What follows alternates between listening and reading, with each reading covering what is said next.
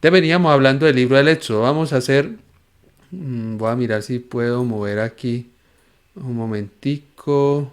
Voy a ponerlo aquí a un ladito para poder que me vean. Listo. Mire lo que veníamos hablando del libro del Éxodo. Listo, vamos a conectarnos ya. Hemos orado, le hemos dado gracias a mi Dios, qué rico. Hay personas que se asustan que porque en la oración lloran un poquito o que algunas manifestaciones del Espíritu. No se preocupe, es el Señor que está obrando. Es el Señor que está obrando y cuando uno le ora al Señor, el Señor hace lo que usted está necesitando. Entonces no se asuste. Que es que siento un fuego muy fuerte, ese es el Señor que está obrando. Que es que siento un viento, ese es el Señor que está obrando. Ay, que es que me dieron ganas, ese es el Señor que está obrando. Listo. Entonces hablamos sobre una introducción al libro del Éxodo, ¿cierto? Que eso era lo que seguía. Y les dije que el contenido del libro del Éxodo, que lo que va a contener ese libro, yo les dije, obviamente pues amplié un poco más la idea, pero hablamos de que se daba una muestra del cumplimiento de la promesa realizada por Abraham, ¿cierto? Y leímos el texto donde Dios le promete a Abraham que ese pueblo en una ciudad extranjera iba a crecer y que allí en esa ciudad extranjera, que iba a crecer, entonces iba a entrar en esclavitud, pero que el Señor lo iba a liberar, ¿cierto? Y luego vimos cómo esa promesa se dio, y esa promesa se daba era para sacarlos de ahí, llevarlos a Palestina, a la tierra prometida, y entonces lo segundo que hablamos fue que allí se daba la liberación de Dios a su pueblo de la esclavitud. Y les contaba de qué tipo de esclavitud. Especialmente el pueblo se había, bueno, sí, ahí dice textualmente de que con Ramsés segundo, pues no dice Ramsés segundo, pero con el rey de turno, que algunos historiadores dicen que se llama Ramsés segundo, aquí lo puse, eh, entonces llega y hace esclavo al pueblo por miedo a que el pueblo tomara represalias contra Egipto. La cosa de la esclavitud, más de que este rey los hacía esclavos, era porque en el tema teológico nos vamos a dar cuenta, era que el pueblo se había acomodado tanto, se había acomodado tanto a esa vida en Egipto, que se le había olvidado la promesa y se le había olvidado quién era Dios y se le había olvidado que él era el pueblo elegido. Que yo les hacía la similitud como uno cuando nace, entonces empieza a ir a las costas de mi Dios, felizmente, contento y todo. Y uno después se va como acomodando en la juventud y en la adolescencia y les contaba cómo uno ya va dejando a Dios como a un segundo plano. Y solamente cuando nos sucede algo fuerte es donde vamos y buscamos de mi Dios. Pero después soy esclavo de ese vicio, soy esclavo de ese pecado, soy esclavo de esa manera de pensar, soy esclavo. Y lo que tiene que hacer Dios es lo mismo que hizo con Jacob, es cambiarte esa estructura que impide que la gracia de Dios entre. Pero también les decía, uy, aquí está mal escrito, ahí me perdonan, perdón, pero que se establece la alianza con el pueblo, alisna, uy, qué pena, perdón, ¿cierto? Bueno, el libro lo podíamos dividir en 4 partes, para que apunten ahí pues algo, una introducción general. La preparación del éxodo, que también les mencionaba un poquito, cómo Dios iba preparando al pueblo, cambiándole la manera de pensar y comienza a hacerlo con las plagas de Egipto y después la marcha al desierto, ¿cierto? Con las plagas de Egipto comienza a preparar al pueblo. Eso tiene un significado impresionante. Y luego entonces se va dando la salida de Israel a Egipto, para terminar, como les había comentado, en ese capítulo 24, todos estos números son los capítulos, ¿listo? Del 1 al 11, del 12 al 18, para que hagamos un recuento. Aquí, yo me imagino que algunos se preguntaron, ¿y qué oración hizo el padre ahorita? La oración que hice es una oración del padre Robert de Grandis, en un librito chiquitico que se llama Sanando la autoimagen. Es una oración muy bonita. Yo ahorita, si Dios quiere, les pongo ahí mismo en el chat, les pongo el link por el que la quiera seguir leyendo, o si de pronto estos días la subo ahí a la plataforma. Y también les voy a mandar un pequeño link, pues donde hay así muy someramente un poquito sobre la historia de salvación. Bueno, y les contaba que entonces aquí es donde se da todas las tablas de la ley, en el monte Sinaí. Y entonces muy probablemente allí es donde entonces nos va a decir la literatura pues bíblica de que se da todo el libro del Deuteronomio, el Levítico, ¿cierto? Se dan todos esos libros, lo que llamamos el Pentateuco. El Pentateuco. Y eso que viene siendo la organización del culto. Cómo quiere el Señor el templo, cómo quiere el Señor que se vaya dando estas cosas. Eso fue lo que vimos el lunes. ¿Listo? Eso fue lo que vimos el lunes. ¿Y qué es lo que vamos a ver hoy? Vamos a ver la parte teológica del texto. O sea, vamos a ver la parte teológica del texto. No me voy a centrar mucho aquí. No me voy a centrar mucho aquí. Esta es como la parte esencial, pero es que de esta hemos hablado muchísimo. Entonces, no veo que sea tan importante. Pues porque es lo que más hemos hablado. Que Dios tuvo una promesa.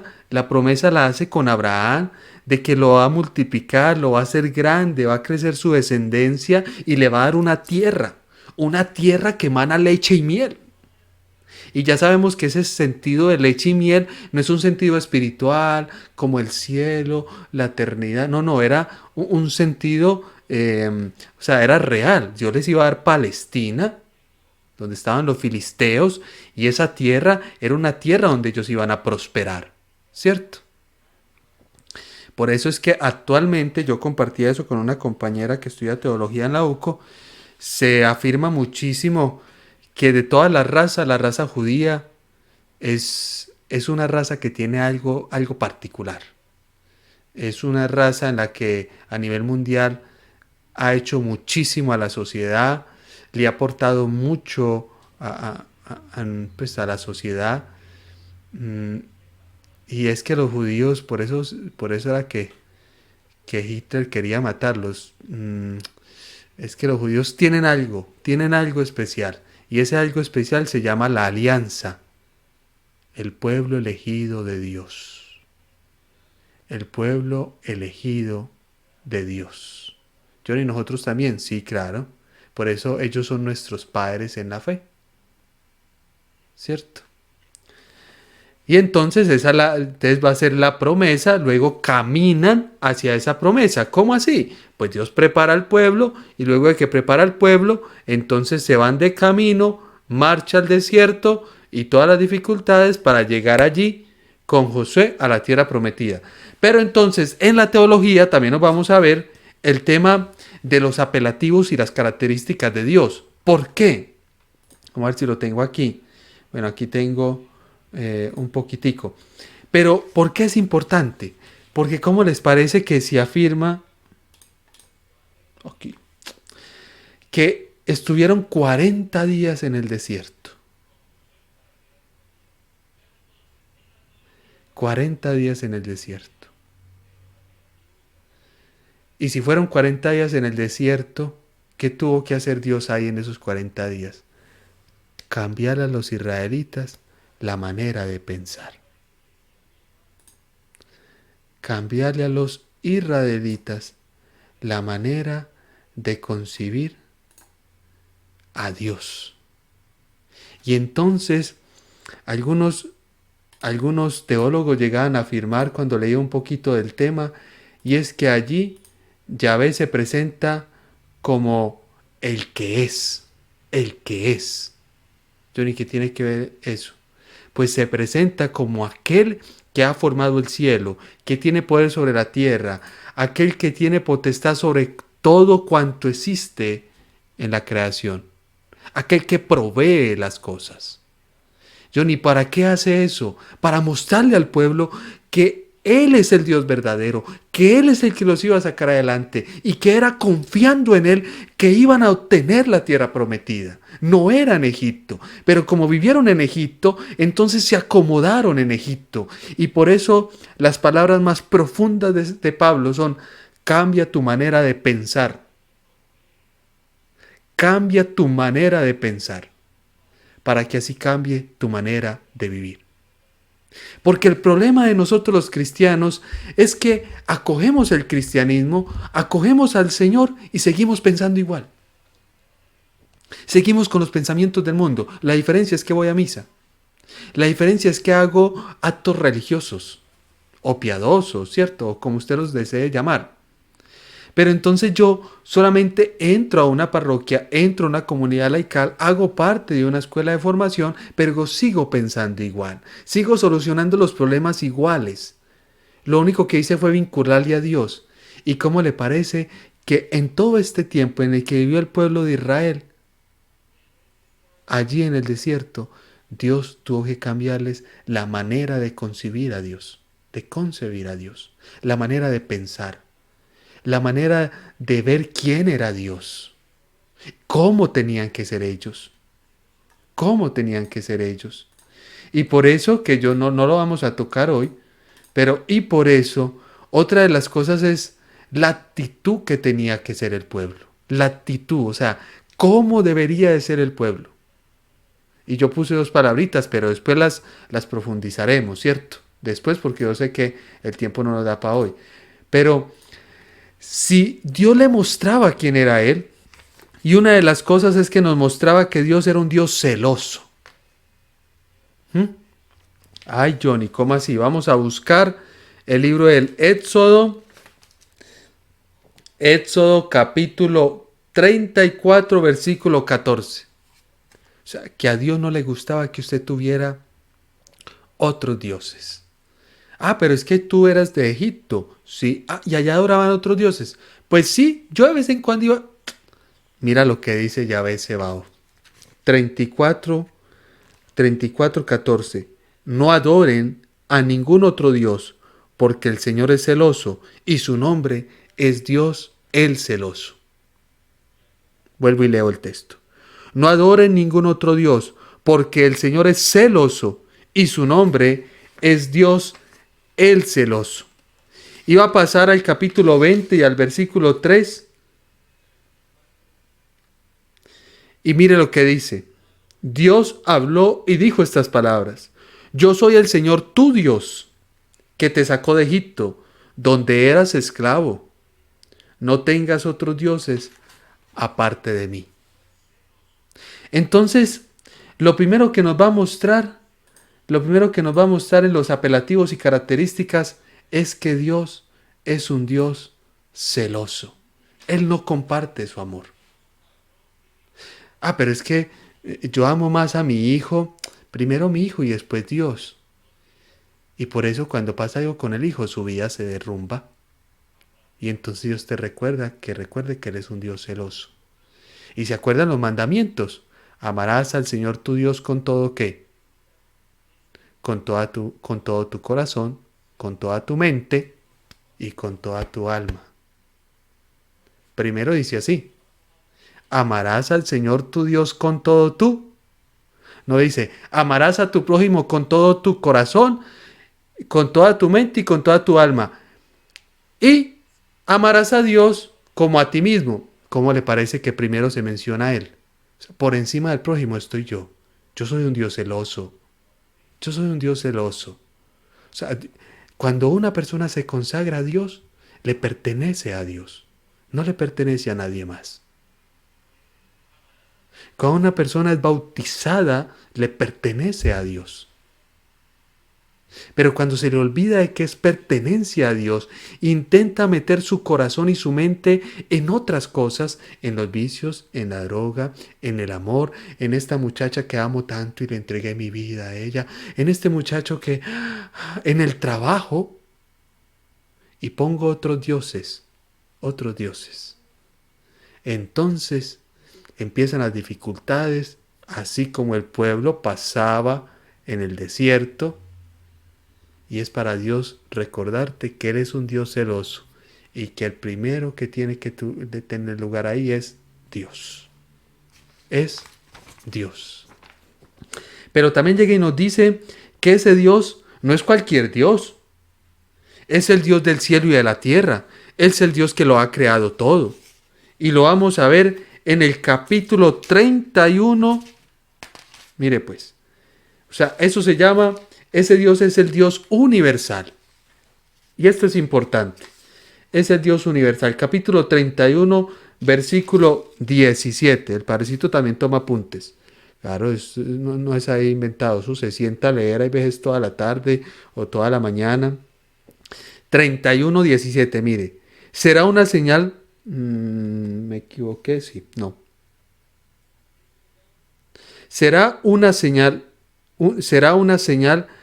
permanente entre los israelitas y yo, porque el Señor hizo el cielo y la tierra en 6 días, y al séptimo día de trabajar, el mismo Señor descansó. Mire lo que dice: el Señor hizo el cielo y la tierra. No es cualquier Dios. O sea, no es un Dios inventado por hombre, no. Yo hice el cielo y la tierra. Yo hice el cielo y la tierra. Y por eso, si usted se pone a detallar en el libro del Éxodo, para no tener que leer todo el tema del Éxodo, pero cuando viene la dificultad y están en el Mar Rojo, mapita bíblico, y están en el Mar Rojo, ¿qué es lo que hace Dios? Llega y le dice, están por aquí en el Mar Rojo, llega y le dice Dios a Abraham: coge el bastón, levanta el bastón, para que se abran las aguas. Y le está diciendo al pueblo: yo tengo poder sobre las aguas. Y luego llega y pone duro el corazón del faraón. Lo pone duro de corazón. Y le dice a Moisés: ve y dile que saque a mi pueblo. Y él mismo le dice a Moisés: él será duro de corazón. Entonces, ¿para qué lo manda? O sea, ¿para qué manda a Moisés? ¿Para qué manda Dios a Moisés si ya le previno que era duro de corazón? Y Dios, en obediencia, mire, la persona fiel, se va donde el faraón. Y entonces, salirse donde el faraón, nos dice el texto que efectivamente el faraón le dijo: no voy a dejar salir al pueblo de Israel. Entonces viene una plaga, algo sobrenatural, algo sobrenatural. Y es mostrándole al Señor que tiene poder sobre las bestias del campo, sobre las aves del cielo. Acuérdese el libro del Génesis. Es mostrándole al Señor que Él es Dios, que Él creó el cielo y la tierra y todo cuanto existe. Y es muy importante, ¿saben por qué? Vamos a buscar el 23, ya les voy a decir por qué. 23, 27, 30. Voy a leer este y ya le digo por qué es importante. Bueno, dice lo mismo. Capítulo 20, libro del Éxodo, capítulo 20 del libro del Éxodo, versículo 11. Porque el Señor hizo en 6 días el cielo y la tierra, el mar y todo cuanto hay en él. Que es lo mismo que nos está diciendo el 31 al 17. ¿Y saben por qué es importante? Porque, ¿cómo le parece que en pleno siglo XXI nosotros queremos equiparar a Dios con Mahoma? Y queremos equiparar a Dios con el Dios del budismo, con el Dios del hinduismo, con los otros demás dioses. Y eso mismo estaba haciendo el pueblo de Israel. Dios, Yahvé, sí, pues es igual a los otros Yahvé, a los otros dioses, a esos que conocimos en Egipto. Son los mismos, son los mismos. Eso es, si no, pues Moisés fue el que nos trajo aquí, pero pues tenemos unos padres que ya murieron. Eso es lo mismo, eso es lo mismo. Y entonces, para Dios mostrarle al pueblo de Israel que eso no era lo mismo. Que eso no es lo mismo que el hinduismo. Que eso no es lo mismo que los dioses egipcios. Mire que eso es actual. Entonces tiene que manifestar su poder. Tiene que manifestar su poder. Y el Dios cristiano es un Dios personal. Es un Dios que se hizo persona, que está en medio de nosotros, que tiene poder para actuar en el hombre. Pero el Dios hinduista, el Dios de los islámicos, no es un Dios personal. Es un Dios creado por hombres.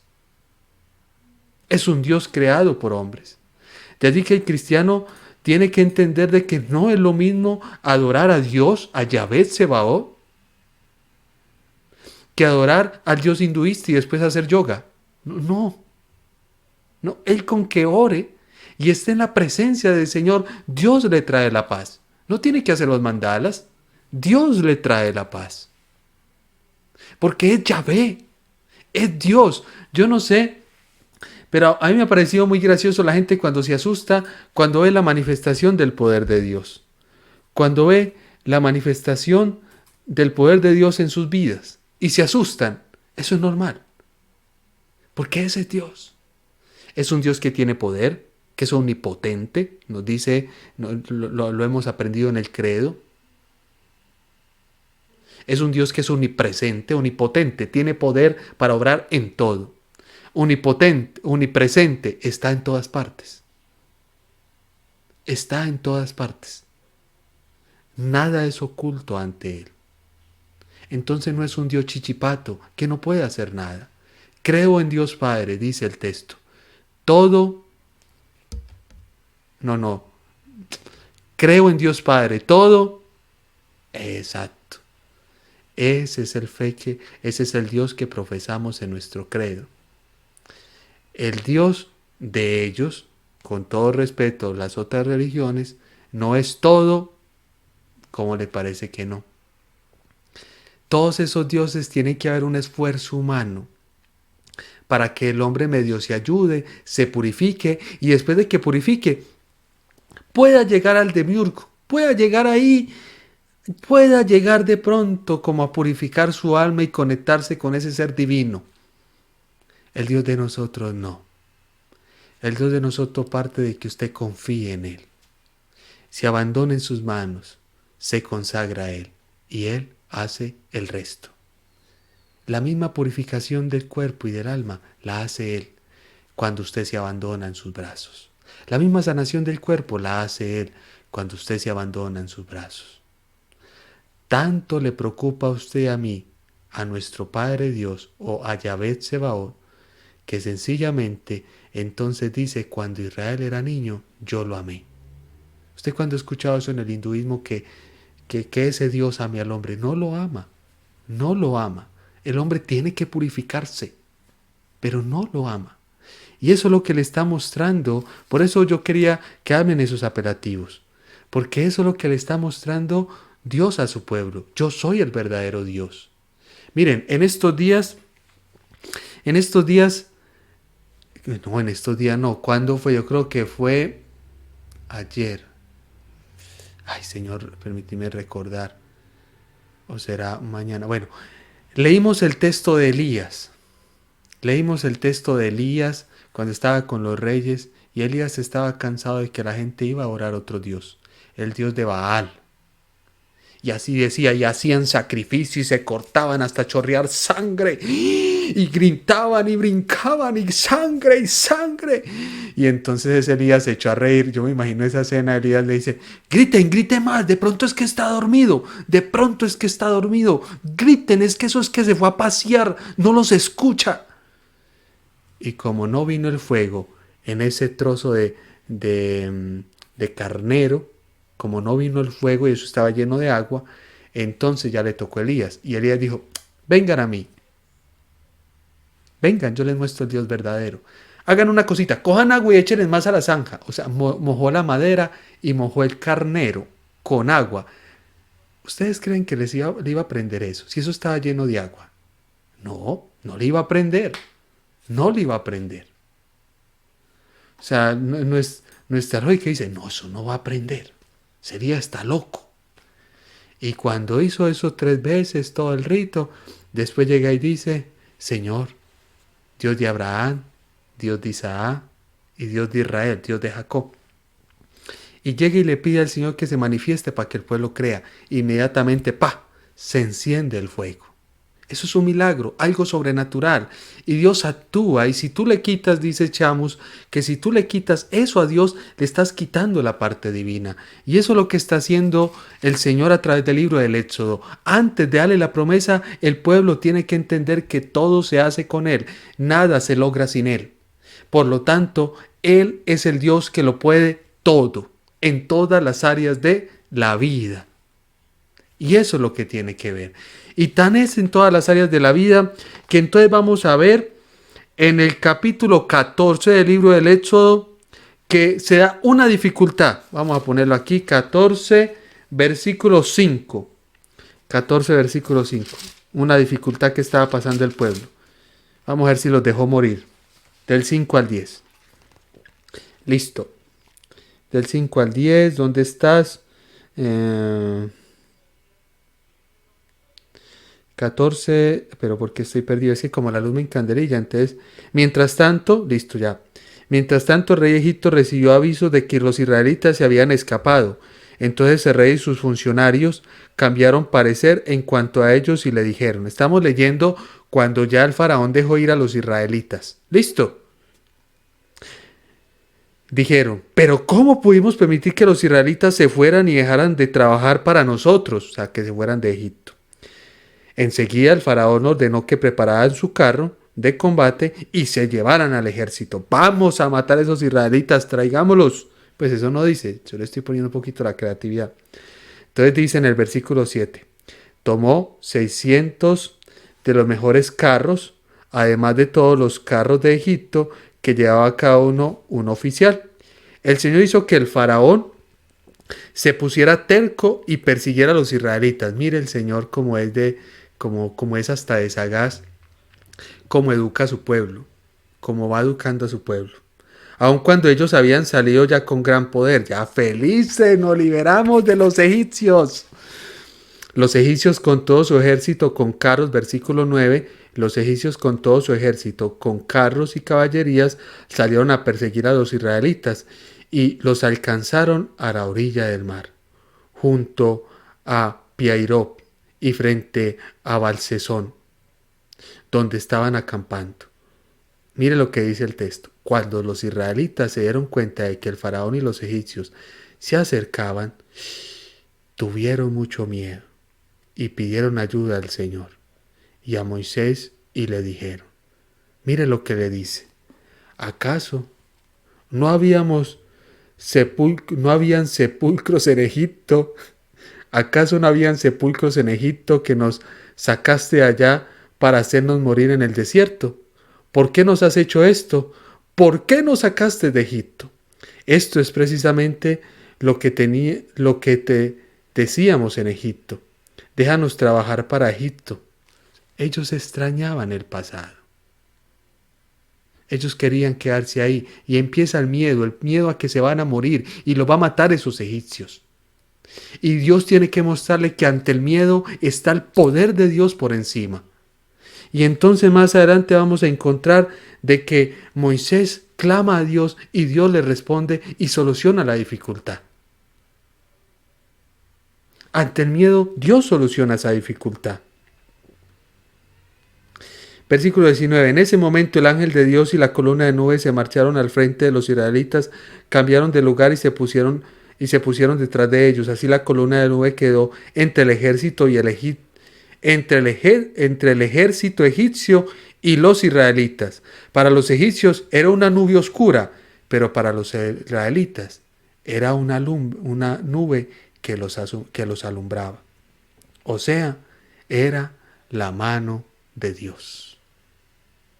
La nube no dejaba avanzar a los israelitas, a los egipcios, pero la nube dejaba avanzar a los israelitas. Si ven, soy yo, tengo poder y todo sobre los aires.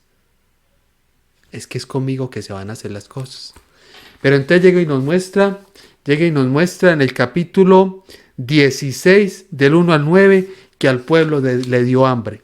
Ay, no, entonces, ¿qué vamos a hacer? Estamos por aquí caminando y al pueblo le dio hambre. 16, 1, 9.